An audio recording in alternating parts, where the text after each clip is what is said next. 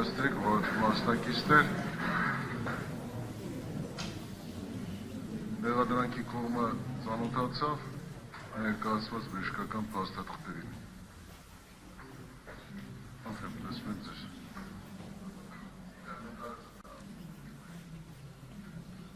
Հատ կանգնեք ոտքի, հա դուք։ Չէ, յուրաքանչյուր անգամ պետք չէ ռեպլիկ բաց թողել, հետո ասել ներողություն։ Դրա կարիք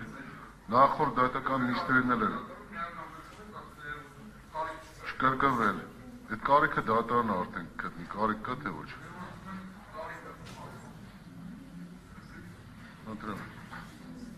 Դատական նիստերի դահլիճում քաղաքացին ակցիա իրականացնում, չգիտեմ ինչքանով է դա տեղին, հենց դա էլ հրահրեց խոսակցությունները դատական նիստի դահլիճում։